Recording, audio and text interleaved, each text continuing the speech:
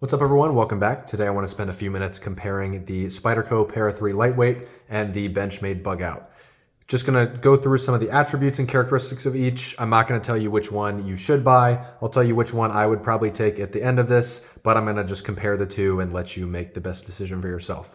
Why these two knives? Well, they're both American made. They're both from two of the larger American made middle to high end knife class, and they're both very similar and comparable in price, materials, use case, and other things that we'll get into later. So I know a lot of people compare both of these, and hopefully this video helps you make a decision if you're looking to buy both of them. First thing we'll talk about is the steel on both. The Benchmade Bugout is in S30V steel, and the Para 3 Lightweight is in CTS BD1N steel. Which steel is better? Probably S30V, and here's why. It is better at pretty much everything: toughness, edge retention, just all around it's going to be a better steel. However, it is going to be a lot more difficult to sharpen than Spyderco's steel that they tend to use on their lightweight knives. Now, in both of these models, in the Bugout and the Para 3 Lightweight, you can buy models with higher end steels, but for the purposes of this video, we'll just stick with the two basic models. I know Benchmade gets into S30V, M390 and M4 just off the top of my head. I believe the Para 3 gets into some higher end steels, and the SPY, Spyderco's proprietary steels and other steels. And they also have the Para 3 not lightweight that come in a bunch of other ones as well. So this particular one, the basic model, is an S45VN steel. So you can upgrade, but I think for what most people will be using their knives for, both of these steels are modern steels that are treated very well by both of these companies, and you're not really gonna have an issue with any of them. If you're a steel guy and you're really into knife steels, maybe these are considered boring for you, but again, for most people, if you're just using this, it's gonna be more than enough to get the job done for a long time. And again, I think for beginners, it's gonna be a little bit trickier to learn how to sharpen Benchmade's S30V than it will be Spyderco's BD1N steel. But you can learn either one and it's not going to be crazy hard. So hopefully that's helpful with the steels. People might correct me on some of that stuff, but they're pretty much going to be comparable. It's not, there's not going to be a dramatic difference, but we'll probably give that one to the Benchmade. Moving on to the handles. These are both plastic handles. Benchmade calls it Grivery, and Spyderco, I believe, calls this FRN, which they're both basically just plastic. And both of them are going to be high quality plastics, which is nice. And by high quality, I mean they're not going to be brittle plastics. So these plastics are going to flex when you press on the scales and you grip hard on the knives. I'll show you on both of them. That's a common criticism of the Bugout, that the scales flex a lot, and a lot of people don't like that. However, it is a little bit better if you're gonna have a plastic handled knife for the scales to flex, because that will typically mean that the plastic is not going to just snap on you if there's any pressure and that's causing it to bend. So on a cheaper plastic, if you're flexing the scales too much, it might just snap versus bend with the force.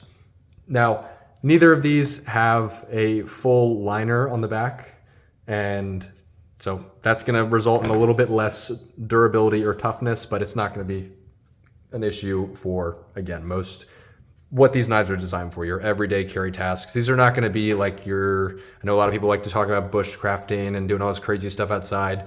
These are not going to be the knives for that. These are going to be just your everyday normal things that you would use a knife for. So really no issues there with the durability or toughness of the plastic, but both of them are plastic handles, and I know that turns off a lot of people, but there are upgraded models for both of these as well, similar to the steel. So the Bugout comes in now G10. They just released a model. It comes in aluminum as well, and there's carbon fiber, and there's also a bunch of other aftermarket stuff out there that I'll talk about in a little bit. The Para 3 comes in, that I know of, obviously this plastic, it comes in G10 and micarta, the Crewwear and micarta line of the Spyderco Para 3, Paramilitary 2 and other knives series. So you got some options there to upgrade with if you're not a fan of the plastic, but the plastic will do the job unless you're doing something crazy with your knife. So both high quality plastics, pretty much even there. Blade coating is another big thing with both of these knives. Spyderco uses a DLC coating, and this is one of the black coated blades. Obviously this Benchmade Bugout blade is not coated, but the other stock Bugouts that are sold that are plastic handles that are going to be, again, that same tier of the Bugout, are going to be in Cerakote, and they're going to be a dark Cerakote color as well. Cerakote typically excels against DLC when we're talking about corrosion resistance. So there is a plus there, but the DLC will be a lot more durable and will wear in better probably than Cerakote. Cerakote will tend to wear off the blade a little bit more so than the DLC will, and it's got a little bit of a different texture to it, and it takes to the steel a little bit differently. Neither of these steels really, corrosion resistance doesn't really matter with either of these steels, so having Cerakote versus DLC is not going to really make that big of a difference. I mean, you're probably not going to struggle with rust on either of these blades just because they're both stainless steels. But if you're getting it for the look of it or you prefer coated blades, they're both going to be great coatings. But again, the DLC probably will hold up a little bit better over time. It'll show scratches a little less, it'll show wear a little less, and it'll probably stay on the blade overall just a little bit more. In terms of price, both of these are going to be around the same price point. The Bugout, this particular model, the blue and uncoated blade, is going to be $162 at the time of this video. And the other colored plastic Bugouts with the coated blade, like I mentioned before, are going to be $180. The Para 3 lightweight, I think this one might be a little bit more than $150 because of the blacked out blade. But the generic black plain stock Para 3 lightweight is going to be about $150. They also make some models. I know the pink breast cancer model I think is like $140. It's a little bit cheaper than the black one. And again, those come in black blades. So there's a big variation in price there, but you're gonna be around that $150 mark. So a little bit cheaper than the Bugout, but still in that same range, the mid 100s tier. Obviously, like I mentioned, both of these have upgrades where you can spend significantly more on the upgraded models. I know the Bugouts get close to the 300 range when you're starting to get up there with the aluminum and higher end steels. The Para 3 lightweights, I think, are pretty much low 200s, around 200. So they don't get as expensive as the Bugouts do in terms of the upgraded models, but I don't know those off the top of my head. But they do exist if that's what you're looking for. And the Spyderco tends to be on the cheaper side when compared to the Bugout. We also have two different locking mechanisms here. This is Spyderco and Benchmade's, both their unique locking mechanism that they are kind of known for. The Para 3 has the compression lock, which is basically just, some people might get annoyed about this, but it's basically just a liner lock on the back of the knife. That's essentially what it is. So you have the liner just like any liner lock knife, and you can compress it and it will open the blade. Very, very, very durable locking mechanism. Really easy to operate. I really like this because you don't have to have your hand in the way of the blade, similar to the Axis lock. But Spyderco's been making those for a long time. They are tested by time. They are effective and they are very, very strong. Same with the Axis lock. Benchmade is known for the Axis lock. The way that it works is you have this little bar here that is being pulled by the springs. You pull the bar back, the blade swings open, and the bar engages on the top of the blade back there, keeping the blade in place. Again, time-tested, extremely durable lock. However, there is a big failure point with the Axis lock, and that is the springs that hold the lock bar in place. In recent years, Benchmade has been known to have those springs break. I don't think anybody really knows whether they just started using terrible quality metal or whatever they make springs with to make the springs, and that's what results in them breaking easily now. Nobody really knows, but they have been having a lot of problems with quality control related to the springs recently. That doesn't necessarily mean that the crossbar locking mechanism, Axis locking mechanism is a bad locking mechanism. It just means that it is executed poorly in the the past couple years-ish of Benchmade production.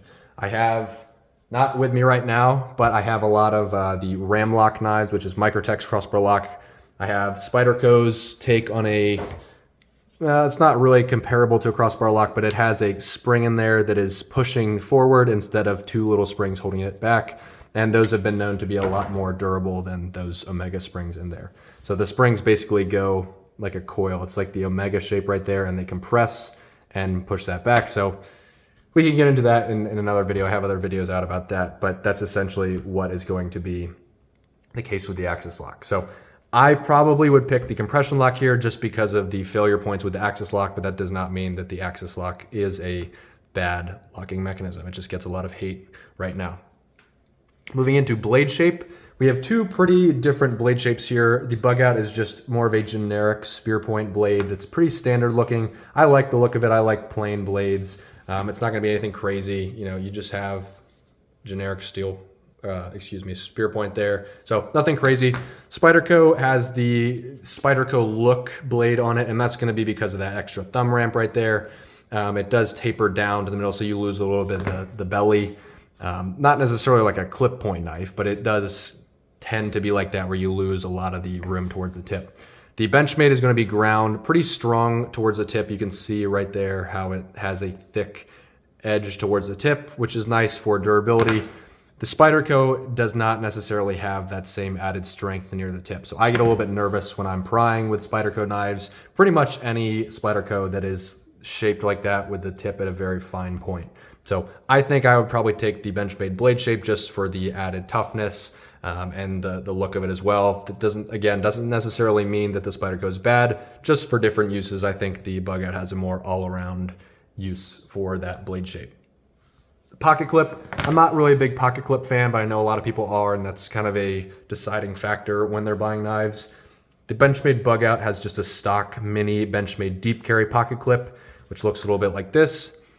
And that is compared to the big Benchmade deep carry pocket clip and the non-deep carry pocket clip, which I think they also have a mini version of this as well. But this is a non-deep carry pocket clip from Benchmade versus the mini deep carry. So I actually really I think Benchmade does a great job with their pocket clips. They're all the same. That is one of the few that I use and like. The Spyderco Para 3 Lightweight does not have the standard Spyderco pocket clip that looks like this. That's not a deep carry. It has a deep carry wire pocket clip that also works very, very well. Both very similar. The Spyderco one is a little bit longer. I've never had any issues with any of these. I'm pretty finicky about my pocket clips. If I don't like them, I just take them off. The Spyderco one you can take off. There's a little screw in there. Benchmade one, obviously you can take it off. I believe you can interchange all of Benchmade's pocket clips on there as well with those 3 holes right there. So pocket clips are pretty much even. I don't have that strong of feelings toward either one, but they both work very well. They're both deep carry. They both have a flat grind on the blade, which means the blade is just ground flat right here. It's not going to be a convex grind or any other type of grind. I don't have any other ones lying around right here to make an example out of, but let's see. Yeah, I don't have any other knives laying around here to show for examples, but they're both gonna be flat grinds, which is just good, again, all around. Hollow grinds are gonna be it's gonna go in a little bit more. It's not gonna be flat. It's gonna go in towards the tip, which makes it a little bit less tough. So these are both gonna be tough. The Spyderco, obviously you can see it's just flat across the edge there. The Benchmade's got that little one on the top as well here too. So really pretty much comparable with that. As I mentioned before, there's a very, very, very strong aftermarket support for both of these knives just due to the popularity. This is like buying a Glock of knives. There are a million different configurations that you can make. There's a million different parts. You can pretty much interchange every single part on here if you wanted to. I think somebody probably makes, I know for a fact the Bugout, you can pretty much swap out any part that you want. They make blades, they make thumb studs, crossbar locks, screws, scales, back spacers, clips. So basically every single part. Even including the springs. I know you can buy the springs online. I've got those before. They're like $5 on Amazon. The Para 3 Lightweight. I know some of the times it's hard to find scales for the Para 3 Lightweight just due to the nature of the internals of it, because there's not a full liner in there. It's just going to be the compression lock. So it's a little bit trickier to find those. I know AWT has scales for those. I'm sure there are other ones. But the standard stock Para 3 is the same as the Bugout. You can get basically anything you want with that. I know they sell screws, I think, for these. I don't know about blade replacements for that, but I'm sure it's out there if you look hard enough. Again, another very popular model. Another thing I probably should have mentioned with the plastic handles is the fact that they are not lined. Both of them are unlined, so they don't have metal liners running all the way through. You can see the plastic is molded out in there. I'm trying to show it just as it is in the Spyderco. We'll show it this way. So neither of them are lined. That reduces the toughness, but again, if you're not doing anything crazy with these, you're gonna be fine. It adds to the lightweight features of the knife. Some other things to note with the both of these knives. The thumb ramp on the Para 3 does make a little bit of a difference. The forward choil on the Para 3 does make a little bit of a difference when you're trying to cut. If you don't like using that, it can be kind of awkward to get adjusted to, in my opinion, at times. There are times when I really am glad that I have it, and there are some times on other Spyderco knives where I get really annoyed and it gets in the way, like the Native 5. I love the Native 5, don't get me wrong, but there are times where I just prefer to not have a forward finger choil like on the Bodacious, and I just enjoy, you know, not having to choke up extra far forward on it, but that doesn't necessarily make it bad. Having the thumb ramp I find to be nice sometimes too, because you can push down, you can get a good grip on it, and you know exactly where, when you pick the knife up, where your hand is supposed to go. Another thing with the Para 3 lightweight, a lot of people online complain about this. The blade is not centered. That is not a defect, that is by design, because there's only one washer in here that's pushing it to one side. So you can get, again, if you get aftermarket scales, they'll probably have another washer that you can put in, or they'll just send you two. And so that will fix the centering if that's a really big deal to you. I don't think it matters. Some people really, really care about that though, and it bothers them a lot. So, you know, to each his own. Like I mentioned before, again, the Para 3 lightweight is going to be easier to sharpen than the Bugout just due to the nature of the steel. Benchmade does a really nice job heat treating their S30V. S30V gets a lot of hate right now just because it's kind of an outdated steel, and it's been around for a long time and people want to see the new stuff coming out. So Spyderco is going to be a little bit easier to sharpen, but you're getting very high quality steel with Benchmade as well. So pretty much equal there. Hopefully that helps. If I missed anything, let me know. Let other people know in the comments. I know if you watch these videos and you're looking to learn more, definitely go check out the comments. Usually there's a lot of people that comment stuff that I maybe forgot to mention, or even that I didn't know. So definitely go check them out. There's great resources down there. Which one of these would I pick? I think I'd probably take the Para 3 lightweight, to be honest with you. I think it's just a great all-around knife. I was really, really impressed with the action just right out of the box. There was no break-in period like there was with the springs. I had some problems with the Omega springs in my Bugout. I really like the Bugout too, though. That doesn't necessarily mean that I dislike the Bugout. I think it's a great knife. It's very well made. Both of these knives are quality, but if I have to pick one, I'm picking the Para 3 lightweight. I'm not going to tell you which one to pick. I think they're both great. A lot of people have very strong feelings towards one or the other, so you can make up your mind. If this is if you're kind of getting into higher end knives, you will be really happy with either one. They're both great gateways into getting into the Spyderco brand or the Benchmade brand, and I think they're great first knives to have with each of those brands. So hopefully that's helpful. I have a bunch of videos on the Bugout that you can go check out. There's some different knives, some comparisons to the Bugout that you can go check out, some other commentary on the Bugout that you're welcome to check out.